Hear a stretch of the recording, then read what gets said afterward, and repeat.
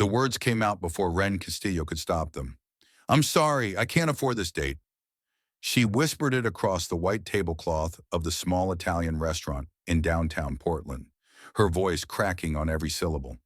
Tears were already streaming down her face, hot and humiliating, falling onto the napkin she twisted into knots in her lap. Her debit card sat on the table between them. Declined. The waiter had said it quietly, sympathetically, in that horrible way that made everything worse. And now Ren was crying in front of a man she'd met exactly 2 hours ago, on their very first date, in a restaurant full of people who were pretending not to watch. She waited for Callum Thorne to excuse himself, to suddenly remember somewhere he needed to be, to give her that tight smile people give when they're calculating the fastest exit from an uncomfortable situation. But he didn't move. Instead, he reached across the table and placed his hand over hers. Hey, he said, his voice so gentle it made her cry harder. Look at me for a second. Ren looked up, expecting to see pity or judgment, or that particular kind of disgust reserved for people who can't even afford a $34 dinner. But Callum's eyes held none of that. They were warm, steady, and something else she couldn't quite name. This happens to literally everyone, he said. It's not a big deal. Let me get this one, okay? He pulled out his own card and handed it to the waiter before Ren could protest.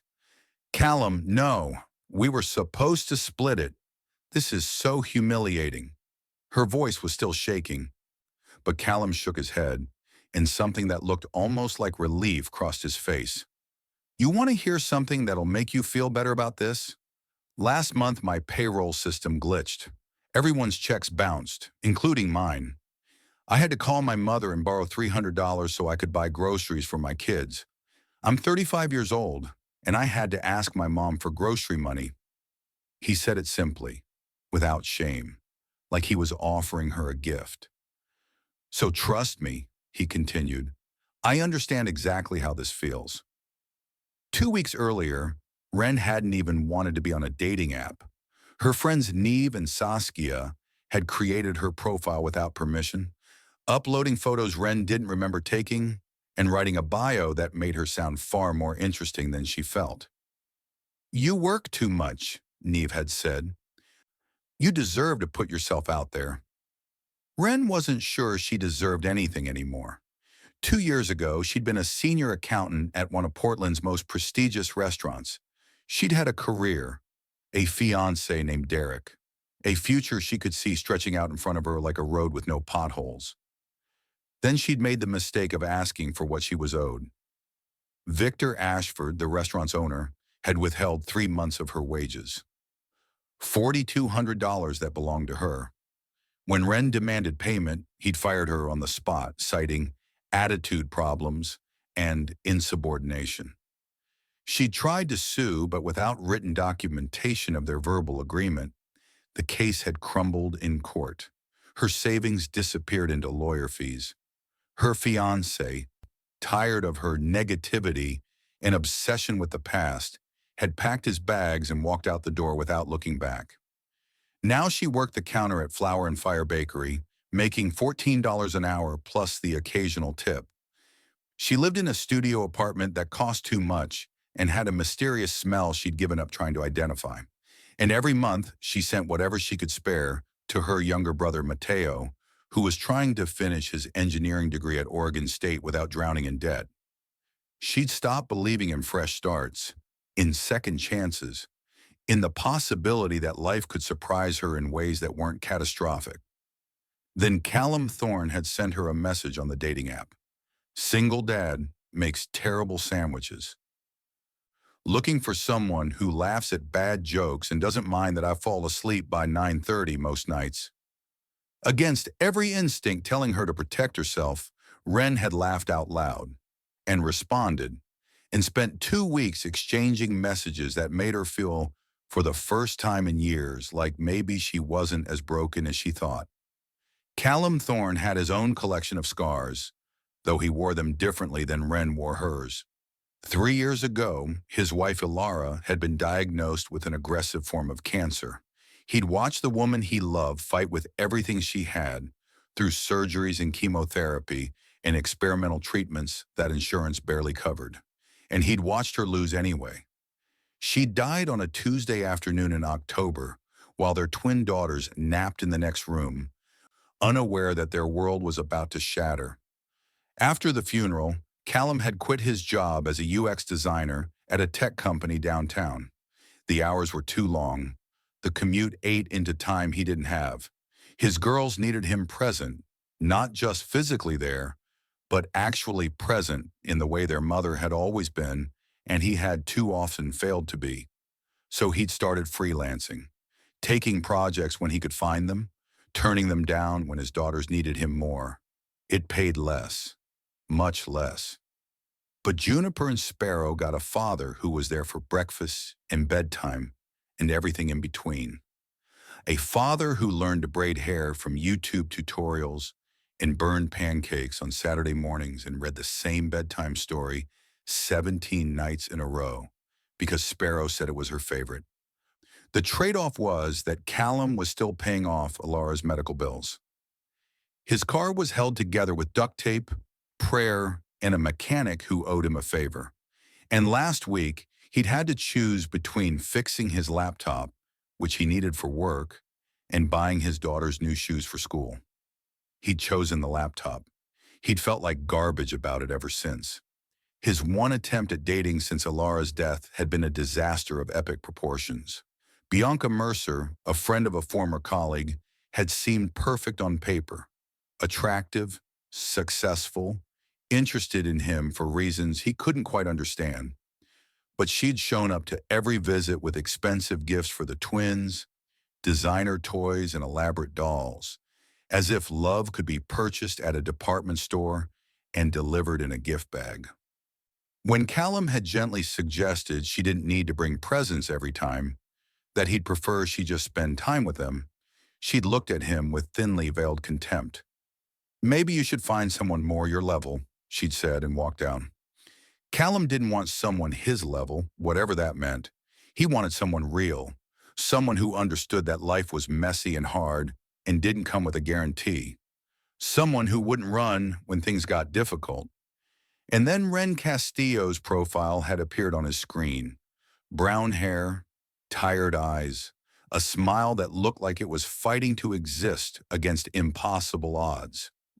Her bio had been clearly written by friends who loved her and wanted her to be happy, but something in her face had made him pause, made him read it again, made him send a message he'd rewritten 4 times before finally hitting send.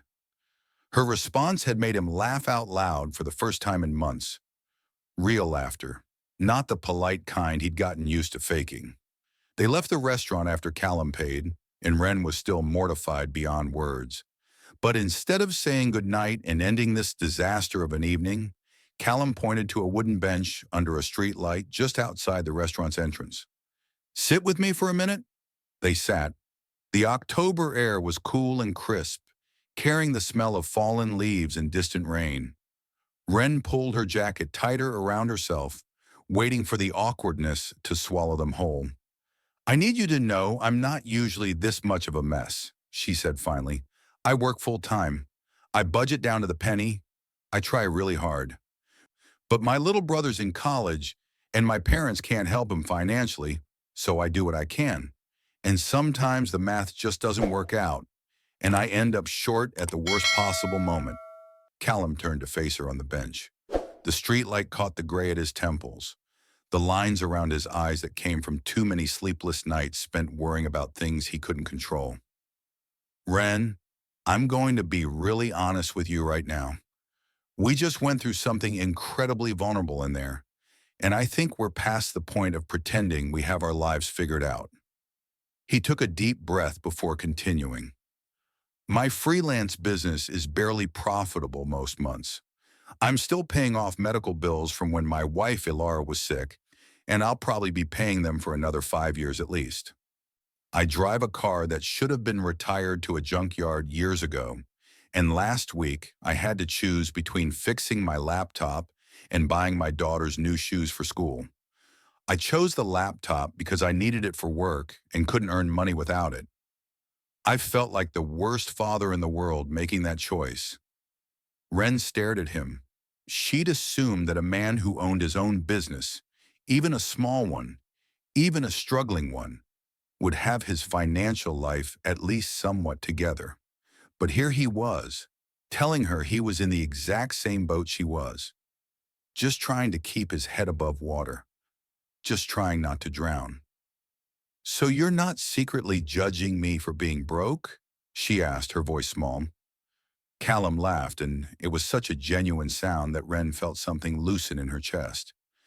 "I'm secretly relieved that you're broke too, because it means you get it. You understand what it's like to work until your bones ache and still come up short at the end of the month.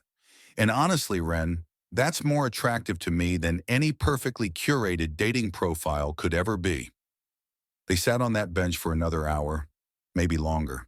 They talked about student loans and credit card debt and the cost of childcare that made Callum's eyes water every time he wrote the check. About how expensive just existing seemed to be these days, how the price of groceries and gas and rent kept climbing while paychecks stayed stubbornly the same. And somewhere in that conversation, under that streetlight, with the autumn wind rustling the leaves around their feet, Ren realized she'd never felt more seen by another person in her entire life. Before they said goodnight, Callum asked if they could do this again. "But next time, let's do something that doesn't cost anything, like a picnic in the park. I'll bring sandwiches. Nothing fancy, just peanut butter and jelly. I'm warning you now, they won't be good, but they'll be free." Ren smiled. Her first real smile since the card had declined. Maybe her first real smile in months. "I can bring bakery leftovers from work. Whatever doesn't sell at the end of the day, we're allowed to take home. I'll bring the dessert and we can trade." Callum's whole face lit up like she'd offered him something precious. "That sounds absolutely perfect. Way better than spending money we don't have trying to impress each other with fancy restaurants we can't afford." The next 6 weeks became the best dating experience of Ren's entire life. And it didn't cost either of them more than about $20 total. That included the one-time Callum insisted on buying ice cream cones from a food truck and paid the whole $4 like he was some kind of extravagant millionaire treating her to diamonds. Their second date was a picnic at Laurelhurst Park on a sunny Saturday afternoon. Ren brought a box of day-old croissants and chocolate chip cookies from the bakery, items that would have been thrown away if she hadn't claimed them. Callum showed up with peanut butter and jelly sandwiches cut into triangles, like he was packing lunch for his daughters. They sat on an old blanket he'd had since college and laughed about how this was possibly the most budget-friendly romantic picnic in the entire history of Portland dating. They did free museum days, wandering through exhibits and making up stories about the paintings they saw. They walked around Powell's bookstore for hours without buying anything, just reading covers out loud to each other and inventing ridiculous plots for books that didn't exist. They cooked dinner at Callum's apartment using whatever was on sale at the grocery store that week, turning discount vegetables and marked-down meat into meals that tasted better than anything Ren had eaten in years. She started keeping a list on her phone of every free event happening in the city, concerts in the park, and outdoor movie screenings and community festivals, so they'd never run out of things to do that didn't require money neither of them had. They created a shared spreadsheet where they tracked every dollar. Not because either of them was controlling or obsessive, but because they'd both learned the hard way that ignoring money problems didn't make them disappear. And there was something strangely intimate about sitting on a couch with someone, going through bank statements together, figuring out where to cut $5 here or $10 there. It felt like building something, like planning a future, like being partners in the truest sense of the word. They were building something real, slowly, carefully, on a foundation of honesty instead of performance. And for the first time in years, Ren started to believe it might actually last. 3 weeks into their relationship, Callum asked if Ren wanted to meet his daughters. "They've been asking about the lady who brings the good cookies," he said, looking more nervous than she'd ever seen him. No pressure at all, but they're curious about you, and I'd like you to meet them if you're ready. Wren's stomach dropped straight to her feet. Meeting the kids felt enormous. What if they hated her? What if she said something wrong? What if they compared her to their mother and found her lacking in every possible way? What if she accidentally broke Callum's heart by failing to connect with the two people he loved most in the world? But she showed up anyway. Saturday morning, 9 o'clock sharp, with a bag of cookie decorating supplies from the bakery, frosting and sprinkles and food coloring that was going to get thrown out anyway. So her manager had let her take it home. The second she walked through the door, two identical little girls with wild curly hair and missing front teeth came barreling toward her like tiny tornadoes. "You're Wren. Dad said you make the best cookies in the whole world. Is that true? Can you teach us? Can we make cookies right now?" Juniper and Sparrow were 7 years old and absolutely bursting with energy. They talked over each other constantly, interrupting themselves and each other in a stream of consciousness that was almost impossible to follow. They showed Wren every single toy they owned, explained the complex social dynamics of their second-grade class, and asked approximately 900 questions in the first 5 minutes. Callum stood in the kitchen doorway watching the chaos unfold, mouthing, "I'm so sorry," while his daughters gave Wren the full interrogation treatment. They spent the afternoon decorating sugar cookies at the kitchen table. More frosting ended up on the twins than on the actual cookies. Juniper wanted to put sprinkles on everything, including the table, her sister, and the family cat that wandered through looking for attention. Sparrow worked with careful precision, her tongue sticking out in concentration as she created designs that looked almost professional for a 7-year-old. Then Sparrow looked up at Wren with eyes that seemed far too old and knowing for her small face. "Dad's last girlfriend used to bring us presents from the fancy store every time she came over, like toys and dolls from the expensive places at the mall." Wren felt her chest tighten painfully. She couldn't afford to buy these kids presents. She was showing up with day-old pastries from work and borrowed decorating supplies. She had nothing fancy to offer them, nothing that sparkled or came in pretty boxes with bows. Juniper elbowed her sister sharply. "Dad said we're not supposed to talk about Bianca, remember?" Callum walked over quickly, his face uncomfortable. "Girls, we don't need to compare people. That's not fair to anyone." But Sparrow wasn't finished. She looked at Wren with those serious eyes and said something that stopped Wren's spiraling thoughts completely. "I didn't like her presence. She brought us stuff, but she never stayed to actually play with us. She'd give us the toys and then sit on her phone until it was time to leave. Wren brings cookies and plays with us. That's way better than expensive toys." She said it simply, like it was the most obvious truth in the world, like she couldn't understand why anyone would think differently. Wren had to blink back tears and pretend she had frosting in her eye. But the voice in her head wouldn't stay quiet for long. In the weeks that followed, Wren couldn't shake the feeling of not being enough. She'd see cute things in store windows that she wanted to buy for the twins, stuffed animals and art supplies and books about the topics they loved. And then she'd check her bank account and feel like a complete failure. She started pulling back without meaning to, a slow withdrawal she barely noticed at first, taking longer to answer Callum's texts, making excuses about being tired when he suggested getting together, convincing herself she was just busy when really she was scared. Then she ran into Victor Ashford. She was walking home from a late shift at the bakery, bone-tired and thinking about nothing but her bed, when she saw him step out of a restaurant she didn't recognize. It was bigger than his old place, fancier. The sign read Maison Ashford in elegant gold letters that probably cost more than Wren made in a month. He spotted her before she could cross the street and escape. "Wren Castillo."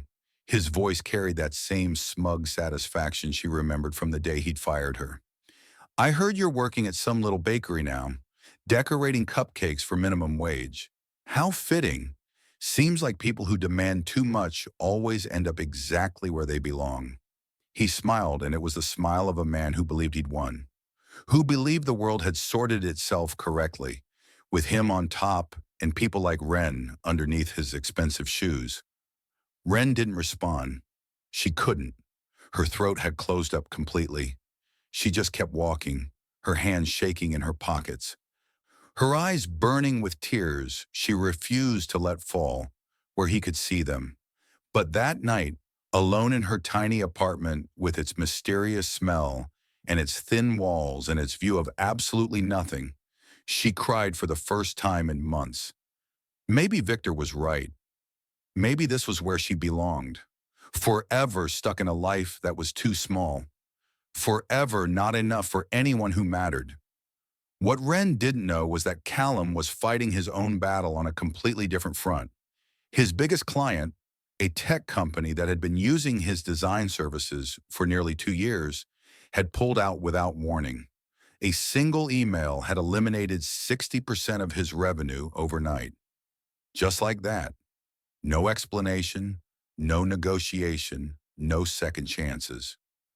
He was looking at the very real possibility of having to shut down his business entirely and go crawling back to corporate work, to admit that everything he'd built over the past 3 years, everything he'd sacrificed his income for, had failed.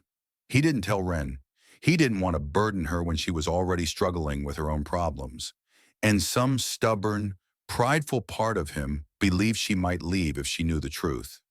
That she'd calculate her odds and decide a failing single father with 2 kids and a mountain of debt wasn't worth the investment. So instead of being honest, he withdrew. He canceled their plans with weak excuses. He stayed up until 2 in the morning every night, sending emails to potential clients and refreshing his inbox obsessively, trying to save something that might already be beyond saving. By mid-November, they'd barely seen each other in 2 weeks. At breakfast one morning, Juniper looked up from her cereal with worried eyes that cut straight through Callum's heart. "Dad, how come Wren doesn't come over anymore? Did we do something wrong?" Callum felt like the worst father on the planet. "No, sweetheart, you didn't do anything wrong. I've just been really busy with work lately." But Sparrow, who had always been the more perceptive of the twins, wasn't buying his explanation. "You're always busy with work, but Wren used to come over anyway. She'd help you with dinner and play with us while you worked on your computer." She paused, her spoon halfway to her mouth. "Did you guys break up? Because Juniper cried about it last night and she made me promise not to tell you." Callum didn't have an answer, because he honestly didn't know what was happening to them. They hadn't officially broken up, but they also weren't really together if they never saw each other. He was watching something precious slip through his fingers, and he didn't know how to stop it. Wren showed up at his apartment unannounced on a Tuesday night. When Callum opened the door, looking exhausted and startled, and like he hadn't slept properly in weeks, she didn't let him speak. She couldn't. The words had been building up inside her for days, and they needed to come out before she lost her nerve. "Look, if you're done with me, just say it, okay? I'm a grown woman. I can handle rejection. I've handled worse. But I cannot handle this weird slow fade where you cancel everything at the last minute and barely text me back. Just be honest with me, Callum. Tell me the truth so I can move on." Her voice cracked on his name. She was angrier than she wanted to be, and sadder than she could explain, and terrified that she already knew the answer. Callum stood in the doorway like she'd hit him with something heavy. "What are you talking about? I'm not trying to fade on you." Wren laughed, but there was no humor in it, just exhaustion and hurt. "Really? Because we haven't had an actual conversation in 2 weeks. You've canceled our last 4 plans. And I'm standing here in your hallway, feeling like I'm bothering you just by existing." Callum ran his hands through his hair, a gesture she'd learned meant he was overwhelmed and didn't know what to say. He looked like he might actually be sick. "Wren, God, this is not how I wanted to tell you this." He took a shaky breath that seemed to come from somewhere deep and painful. "My business is failing. I lost my biggest client 3 weeks ago, and I don't know if I can keep things running. I might have to shut it all down and go get a regular job and admit that I failed at the thing I've been killing myself to build for 3 years. Ren's anger evaporated instantly, replaced by something that felt a lot like hurt of a different kind. Why didn't you tell me? Did you think I couldn't handle knowing you were struggling? Callum looked at the floor, unable to meet her eyes. I thought you deserved someone who had his life together. Someone stable and successful, not a guy whose business is circling the drain while he tries to figure out how to keep his kids in shoes. Ren stepped closer, and her voice came out sharp with something that wasn't quite anger. What I deserve is someone who's honest with me, someone who doesn't make decisions about our relationship without actually talking to me first. She took a breath that shook more than she wanted it to. Callum, I've been over here thinking you were pulling away because I'm not good enough, because I can't afford to buy your kids presents like your ex-girlfriend apparently could, because I'm just a broke bakery worker with nothing special to offer anyone. His head snapped up, his eyes wide. Wait, what? Ren, that's not... Bianca was months ago, and it didn't work out because she didn't understand my life at all. She thought throwing money at problems was the same as actually caring about people. Well, I can't throw money at anything. Ren's voice broke, and she hated herself for it. I'm broke, Callum. I work at a bakery and live in an apartment that smells weird, and I help support my brother because nobody else will. I don't have anything fancy or impressive to offer you or your daughters. They stood there in the doorway, both of them looking completely miserable, the space between them feeling like miles instead of inches. Finally, Callum spoke. Can you please come inside so my neighbors don't hear us having a complete emotional breakdown in the hallway? Ren nodded and stepped through the door. They sat on his second-hand couch, the one he'd bought off Craigslist when he moved into this apartment after Alara died, and Ren told him everything. About running into Victor, about the shame that had been eating at her for weeks like acid. About feeling like she would never be enough for anyone, no matter how hard she tried. Callum listened to every word without interrupting. Then he said something that changed everything. Wait, Victor Ashford? The guy who owns Mason Ashford? Ren nodded, confused by the sudden shift in his expression. Ren, he's been all over the Portland Business Journal for months. 3 separate lawsuits for wage theft in the past 2 years. His restaurant license is under review by the state. There's a full investigation happening. Callum pulled out his phone, scrolled for a moment, then showed her the screen. You weren't the only person he did this to. You were just the first one brave enough to stand up and fight back. Ren stared at the headline on his phone. Maison Ashford owner faces multiple wage theft allegations. State investigation ongoing. Something cracked open in her chest. Something she'd been holding tight for 2 long years. I thought he won, she whispered. I thought he got away with everything, and I was the one who lost. He didn't win. He's just been delaying the consequences. And you didn't lose, Ren. You survived. You kept going. You built a new life. That's not losing. That's winning the long game, even when it doesn't feel like it. They talked until midnight about fear and failure and the lies they'd been telling themselves, about what it actually meant to be partners, not just people who dated when things were easy. We stop pretending we have it figured out, Callum said finally.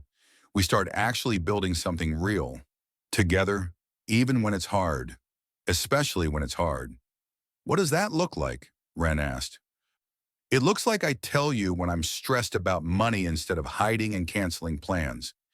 And you tell me when you're feeling insecure instead of pulling away. And we figure out solutions together instead of suffering separately. We're honest, even when it's uncomfortable, even when we're scared. From upstairs came Sparrow's sleepy voice, carrying clearly in the quiet apartment. Does this mean Ren's coming back over?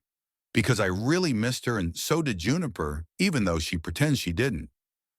Both adults laughed, the tension finally breaking. Yes, Bug, Callum called up the stairs. Wren's coming back over. Now please go to sleep before I come up there and sing you a lullaby.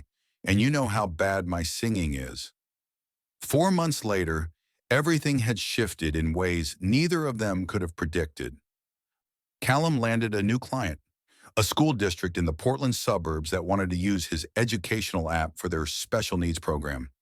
It was a 2-year contract with steady payments and room for expansion. Not enough to make them rich, not even close, but enough to keep the business alive and growing. Enough to pay himself a real salary instead of scraping by on whatever was left after expenses. Wren got promoted to shift supervisor at the bakery. $3 more an hour, plus health benefits that she'd been going without for years. It didn't sound like much when she said it out loud, but when she did the math, it was an extra $120 every single week. Breathing room she'd never had before. Security she'd almost forgotten how to feel. And then on a quiet Tuesday morning, Neve texted her a screenshot that made her sit down in the middle of the bakery kitchen. Portland Business Journal. Victor Ashford's Maison. Ashford shuttered amid wage theft scandal. Owner faces criminal charges. Restaurant permanently closed. Wren read it 3 times to make absolutely sure it was real. Victor hadn't just lost his restaurant. He'd lost everything. The investigation had uncovered years of stolen wages, falsified records, and systematic employee intimidation. Former workers were coming forward by the dozen, telling stories that sounded exactly like hers. The man who had told Wren she belonged in her place was now facing criminal charges in the complete destruction of everything he'd built on the backs of people he cheated. She didn't feel triumphant. She didn't feel vengeful or satisfied in the ways she'd sometimes imagined. She just felt free, like a weight she'd been carrying for 2 years had finally lifted off her shoulders. That night, she showed Callum the article on her phone. "You were right," she said quietly. "He didn't get away with it." Callum pulled her close and held her tight. "The right thing is never the easy thing, but it's always worth doing. You knew that before anyone else did. You stood up when it cost you everything, and now the truth finally caught up with him." They celebrated at home that night. Callum cooked pasta that wasn't from a box, using actual fresh vegetables and a recipe he'd looked up online. Wren brought a cake from the bakery that had a small spelling error. Congratulations instead of congratulations. So they couldn't sell it, but it tasted perfect anyway. The twins stayed up an extra hour, too excited about the cake to sleep. Nobody spent more than $15 total on the entire evening. It felt like the most extravagant celebration either of them had ever had. That night, after the girls finally fell asleep with frosting still stuck to their faces, Callum pulled Wren onto the couch. "I want to ask you something, and I need you to be completely honest with me." Wren's heart started racing. Sentences like that never led anywhere good in her experience. But Callum was smiling, and his eyes were soft in a way that made her feel safe instead of scared. "I want to marry you," he said, direct as always, "but I can't afford a ring right now. I've got maybe $200 saved up. And I know that's not enough for something you'd want to wear for the rest of your life. So I'm asking if you'd be okay waiting until I can do this right, until I can give you something you deserve." Wren felt tears starting and laughed at the same time, the emotions too big to contain. "Callum Thorne, are you seriously asking my permission to propose to me later when you have more money?" He looked embarrassed, running his hand through his hair again. "When you say it like that, it sounds completely ridiculous. But yeah, I guess I am." Wren grabbed his face with both hands and looked directly into his eyes. "I don't need you to wait. I don't need an expensive ring from some fancy jewelry store. I need you to ask whenever you're ready, because the answer is going to be yes no matter what. Yes if you ask me now. Yes if you ask me with a ring from a vending machine. Yes every single time." Footsteps on the stairs, soft and trying to be sneaky but failing completely. Juniper appeared first, looking very serious for a 7-year-old at 9:30 on a school night. "Dad, Can we talk to you about something really important? Me and Sparrow have been discussing it, and we made a decision. Sparrow followed right behind her sister, and both girls stood in the living room in their matching unicorn pajamas, with their arms crossed and their expressions solemn. Sparrow spoke first, because she always did when it was something important. We know you want to marry Wren because we heard you talking just now. We weren't spying on purpose. We just came down because Juniper wanted water, and I wanted to make sure she didn't fall on the stairs. Juniper jumped in immediately, and we decided that you should use Mom's ring, the one in your drawer that you think we don't know about, because Mom isn't here anymore, and Wren makes you smile like Mom used to make you smile, so she should have the pretty ring. Callum looked like someone had knocked all the air out of his lungs. His eyes filled with tears, and he didn't try to hide them. You girls really think that's what Mom would want? Sparrow nodded, her small face absolutely certain. You always tell us that Mom said family is the most important thing in the whole world, and Wren is our family now. We picked her, and she picked us. So Mom would definitely want her to have the ring. Mom would be happy about it. The following Friday, Callum sent Wren a text with nothing but an address. When she arrived, her heart pounding with anticipation and nervousness, she realized it was the Italian restaurant where they'd had their first date, the exact place where her card had been declined, where she'd cried in public and been certain her life was completely over, where everything had started. Callum was standing outside by the same wooden bench where they'd sat and talked for hours that night, when everything had changed. He was holding a small velvet box, and even from a distance, she could see his hands were shaking. I was going to plan something elaborate and romantic, he said as she approached. Flowers and music, and maybe even some of those floating lanterns people release in movies. Then I realized that's not us. We're not elaborate. We're not fancy. We're sitting on benches outside restaurants at midnight, being honest about struggling and scared and broke. So I figured I'd bring you back to where it all started, to the place where you told me you couldn't afford dinner, and I realized I'd just met the most real person I'd ever known in my entire life. He got down on one knee right there on the sidewalk. People walking by stopped to watch, strangers becoming witnesses to something beautiful. This is Alara's ring. Juniper and Sparrow asked me to give it to you. They said their mom would want you to have it, and I believe them. They're usually right about the important things. He opened the box. A simple silver ring with a small diamond that caught the street light and scattered it into 1,000 tiny sparks. Wren Castillo, I know we're both still broke, still figuring things out. Probably will be for a while, maybe forever. But I can't afford to wait anymore to ask you this question. Will you marry me? Will you keep being broke with me and building this life with me and helping me raise these two amazing, crazy girls who already love you so much? Wren was sobbing too hard to see the ring clearly, but she didn't need to see it. She already knew her answer. Yes, oh my God, yes, 1,000 times yes, 1,000,000 times yes. I don't care about being broke. I don't care about being fancy. I just want to be with you, whatever that looks like, for the rest of my life.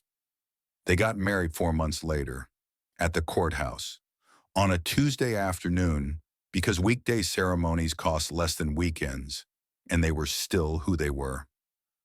Wren wore a white dress she'd found at a thrift store for $30. It had a tiny stain near the hem that nobody would notice unless they looked closely, and Wren decided it gave the dress character. Callum wore the same button-down shirt he'd worn on their first date because Wren said it was lucky and she'd fallen in love with him while he was wearing it. Juniper and Sparrow were flower girls in matching purple dresses that Callum's mother had made by hand, staying up late for a week to get every stitch perfect. The ceremony took 10 minutes.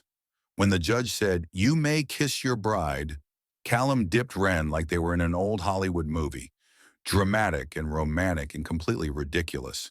The twins screamed "gross" at the top of their lungs and then immediately yelled "yay" right after because they were 7 and contained multitudes.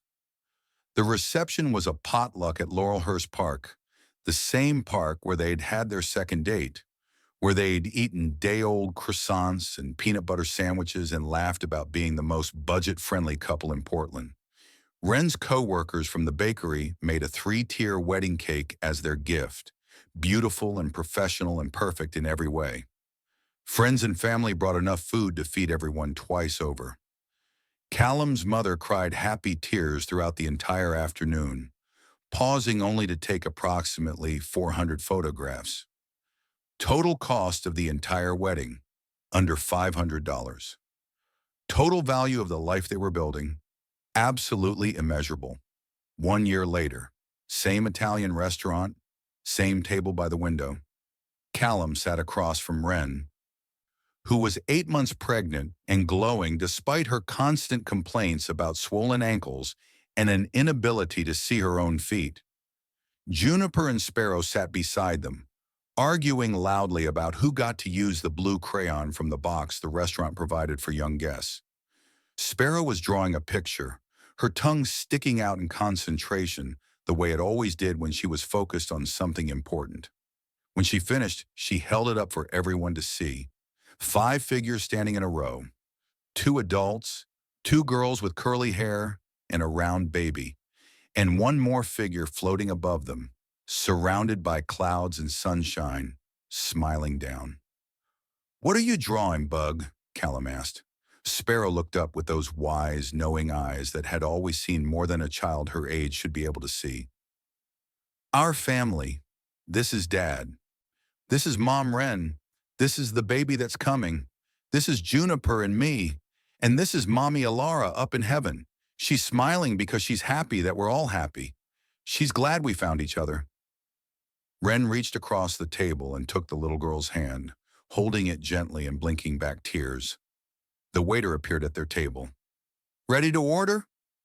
Callum grinned at Wren across the table. "This time, order whatever you want. Anything on the menu. I'm paying." Wren laughed, the sound bright and free in a way it hadn't been for years before she met him.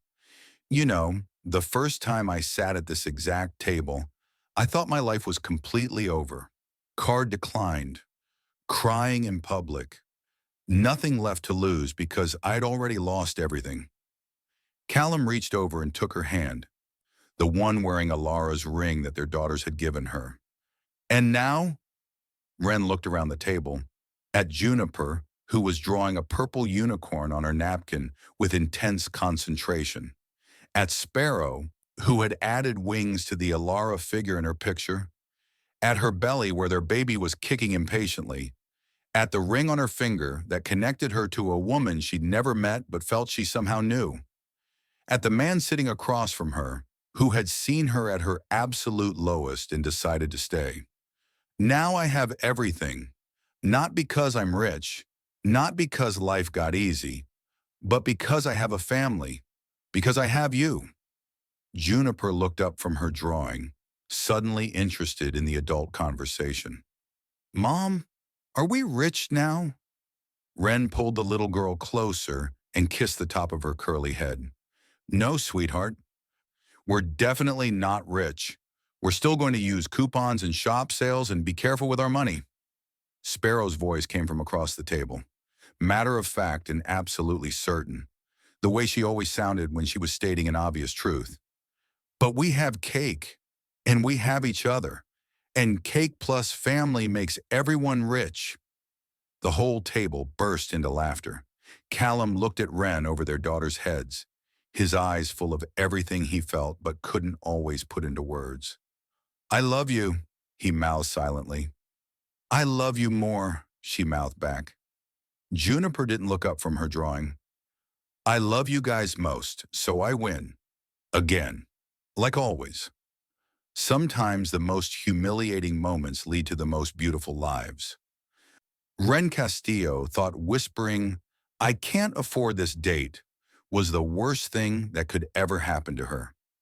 She thought that moment of shame and exposure would define her forever, would be the story people told about why she ended up alone. But that moment led her to Callum, a man who didn't run when he saw her at her lowest point. A man who pulled up a chair and sat down beside her in her struggle instead of walking away. It led her to Juniper and Sparrow, two little girls who decided, with the wisdom that children sometimes have and adults often lose, that she was worthy of their mother's ring and their whole hearts. It led her to justice eventually, when the man who had tried to break her finally faced consequences for every corner he'd cut and every person he cheated. It led her to a truth she'd forgotten somewhere along the way, that being broke doesn't mean being broken, that your bank account doesn't determine your worth, that the richest people she knew were often the ones who had the least money but the most love. They still clipped coupons, still checked their bank balance before every purchase, still shared a single streaming subscription, and cooked with whatever was on sale that week. But they did it together. And together they taught Juniper and Sparrow that having enough is different from having everything. That the most valuable things in life can't be bought with any amount of money. That love and family and showing up for each other every single day, even when it's hard, especially when it's hard, matters more than anything else. That love doesn't cost a thing, but it's worth absolutely everything.